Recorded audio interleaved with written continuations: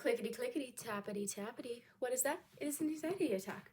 For my Psych-Talk, I'm going to be talking about generalized anxiety. Generalized anxiety and worry disorders are very common and affects over 6 million people in the United States.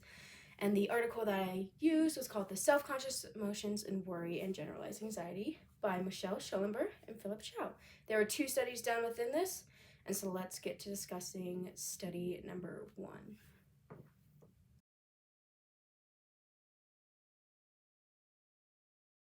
In study 1, there were 726 undergraduates, both genders included and more, and there were different ethnicities included. Participants had to be in a social psychology or a sociology class.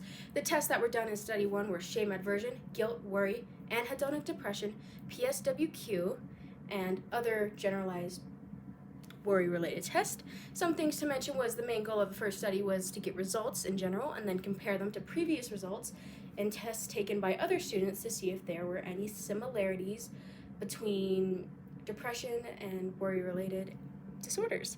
So the method 1 results was there was a positive correlation between generalized anxiety and worry disorders found within adults. And 110 participants had scores of a 65 on the PSWQ, which showed correlation of a positive worry-related disorder within adults. As you can see, the SAWT, the anhedonic depression, and the GAD all also had positive correlation result studies, but the PSWQ had the most significant, with being over 15.2%, and the GAD only being 7.2%, which is the most general anxiety test that you can take to discover symptoms and see correlations within adults. And the SWAT was also, it was the least amount. Method 2 was a little bit different. Instead of using undergraduates, they picked 51 random individuals and recruited from a small Midwestern town.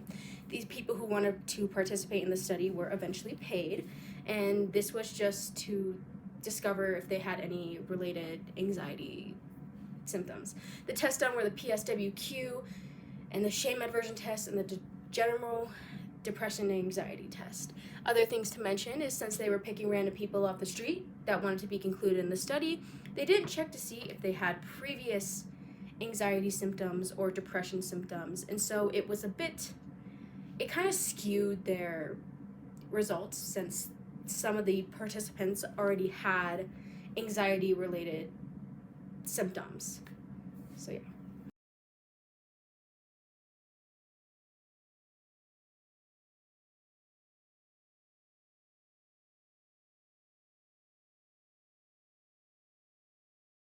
The results for method 2 is that the PSWQ, 30 participants met the criteria for a generalized anxiety, and with a 373% out of the overall study, there was a positive correlation between anxiety-related disorders within adults, and with the SAWT, there was a 110% chance of positive correlation, and within the other tests there was a 20% chance. And so they were all present within all the studies, and it showed positive correlations. And for the discussions part, and for my critiques, some of the strengths and weaknesses, the strengths were it had diversity, it was a well-written article, it had many participations, it used different social classes, it had multiple genders, and it took multiple tests.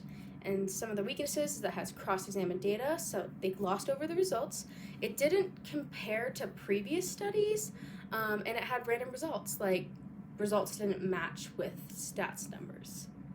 Anyway, this has been my Psych Talk. Hope you enjoyed. Thank you so much for watching.